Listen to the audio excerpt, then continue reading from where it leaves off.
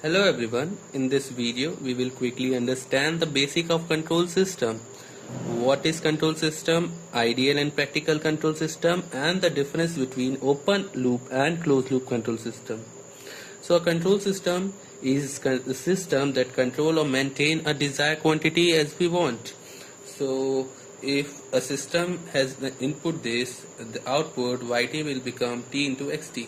So this is a system. So if we want to make it a control system, we will add a controller to it, to the plant, which we will actuating signal here. This actuating signal will pass through the plant and give us the control output. The objective of any control system is to ensure that the output becomes same as the desired input. This state is called steady state. So we will remember this point. This is an important point. So we will talk about practical control system. So there are disturbances in the system which are controlled using the practical control system. So a practical control system consists of 4 blocks: error, controller, plant, sensor, or known as feedback element.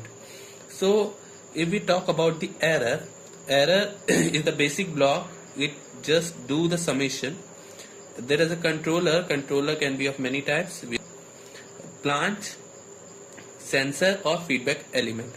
So system can overcome the disturbances of only plant. Disturbances occurred only to the plant, not to any other part. Like if a disturbance occurred to a controller, this cannot be solved. So it is possible to obtain a steady state. But it is impossible to obtain 100% steady state. So if we classify the control system is classified into 2 parts: open loop control system and closed loop control system. So open loop control system is divided into 2 parts: open loop control system with sensor and without sensor.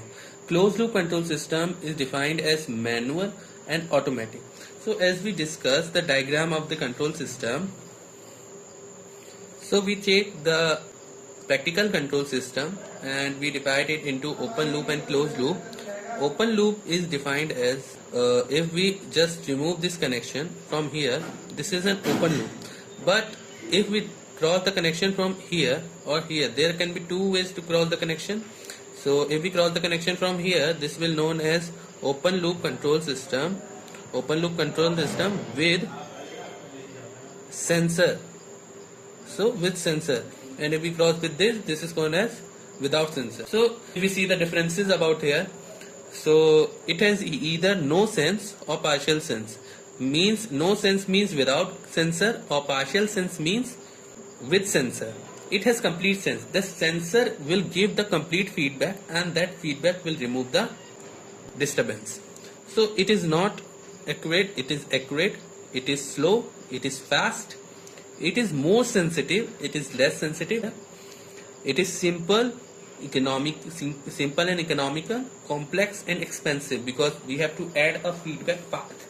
Important point: it is generally stable but cannot be stabilized once become unstable.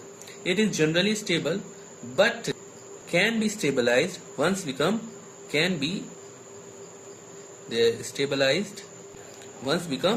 unstable.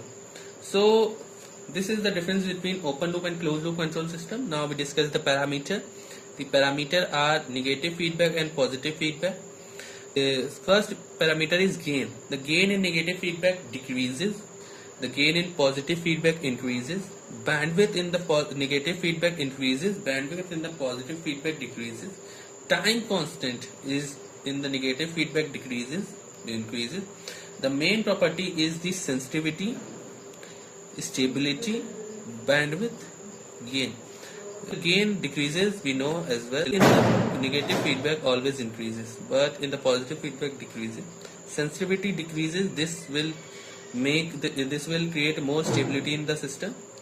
So this is our main points. So what is the objective to study the control system? So the objective to study a control system is simple. We have 2 objectives: to study the system design, and if there is some problem, we have to redesign the system. So how we will do? We will do it mathematically. 90% time we will study the transfer function model, and the rest 10% we will study state space model. So both are important. So thank you.